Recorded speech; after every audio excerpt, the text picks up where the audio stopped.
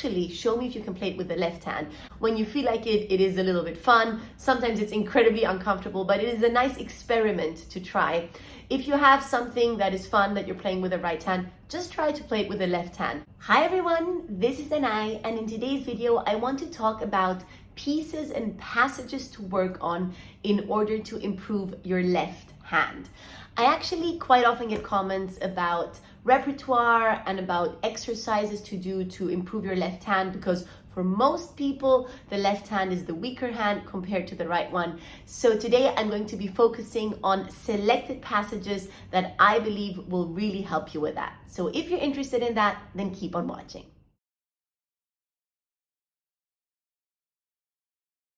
As you can see, I'm still not at home. I'm still on my South Africa tour.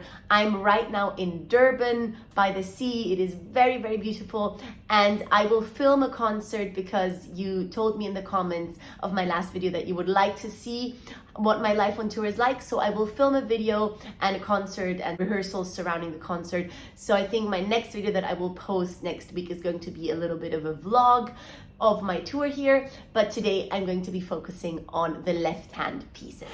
So there are many different ways in which you can practice and train your left hand, and I want to focus on the different ones here. This is why the first piece that I want to mention is a very famous one. It's by Wolfgang Amadeus Mozart, and it is his Sonata Facile. The Sonata Facile is the title of the Sonata number 16 in C major. It's K545.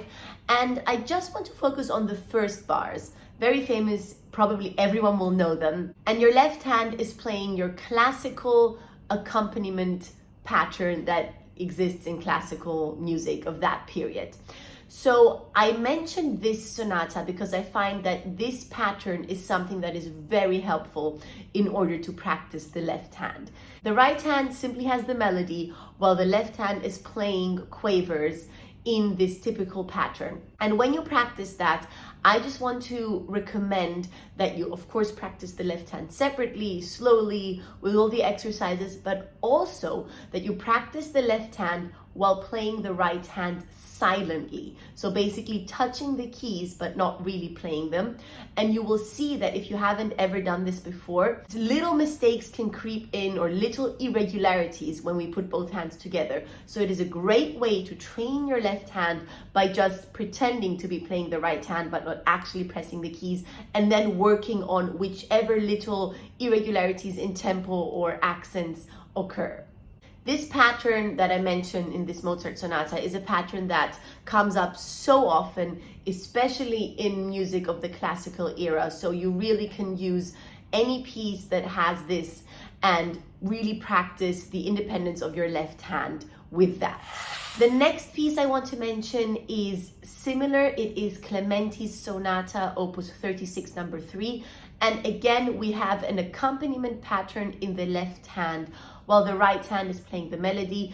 And I find that it is, again, very helpful to practice the right hand silently. So simply pretending to be pressing the keys, but not actually pressing them all the way, in order to work on the left hand. The pattern is slightly different compared to the Mozart, but again, one of the classical patterns and very helpful in order to strengthen your left hand.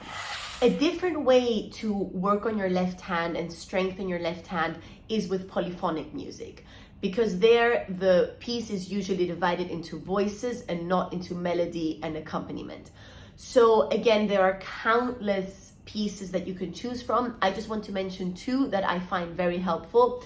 One is a Bach invention. It is a very famous one. It is Bach's invention number 1 in C major, Bachwerkverzeichnis, so BWV 772. When talking about polyphonic music, that probably is one of the easier pieces, even though if you're a beginner, it is actually not that easy. The challenging thing here is that you really have equal roles for both hands. You have to regard the two voices not as melody and accompaniment, or as important and less important, as it is often the case in classical music, but actually as equally important, and they have to be equally strong. So whatever your right hand is able to play, your left hand has to be able to play as well. So this is why I find polyphonic music a great training for the left hand.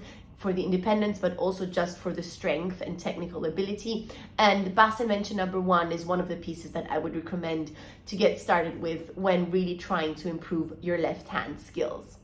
Another one that goes along those lines is a Scarlatti sonata. I chose the sonata in B flat major, that's K202. Again, there are countless sonatas you can choose from. These examples that I'm mentioning are really just placeholders for many, many, many pieces that you can choose from. I just want to give some examples for the polyphonic repertoire as well. Another piece that is quite famous that I want to mention is Beethoven's Tempest Sonata. It's Opus 31 number 2.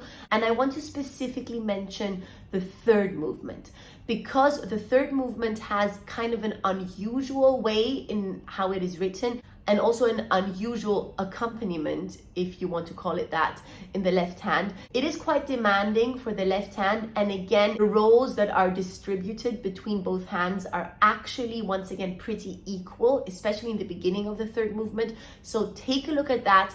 I find that this is also a great way to strengthen your left hand. And then finally, I want to mention 2 pieces where the left hand is already quite advanced. There are 2 pieces by Frédéric Chopin. One is the Study, Opus 10 number 9. I've actually made a whole separate video on Chopin's Study, Opus 10 number 9. So if you're interested in that, then watch that, with exercises, how to practice it, how to get it into tempo, and what to look out for when playing that quite hard left hand pattern. So I think that obviously is a great piece to work on your left hand. It's a study designed for the left hand.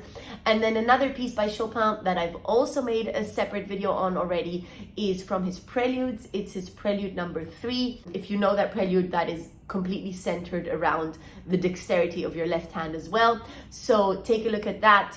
Those are a bit more advanced compared to Sonata Facile or Clementi, but depending on your level, those could be the right pieces for you to be practicing in order to improve the strength and skills of your left hand. And before ending this video, I just want to mention one thing that a teacher once told me in a masterclass, and he said, can you actually play what you're playing in your right hand with your left hand? And I remember that I was playing a piece, I think it was a classical sonata, and there was some challenging thing in the right hand, and he said, actually, show me if you can play it with the left hand. And I think that is a nice trick and a nice practice technique that you can use just in order to improve your left hand. When you feel like it is a little bit fun. Sometimes it's incredibly uncomfortable, but it is a nice experiment to try. If you have something that is fun that you're playing with the right hand, just try to play it with the left hand. That is an incredibly good exercise, sometimes very hard, but a great exercise and something that you can try out if you feel like it. I hope that you enjoyed this video about little passages and repertoire to improve your left hand. If you did, please leave it a like and subscribe to my channel. Thank you so much for watching, and I will see you again in my next video next week. Bye!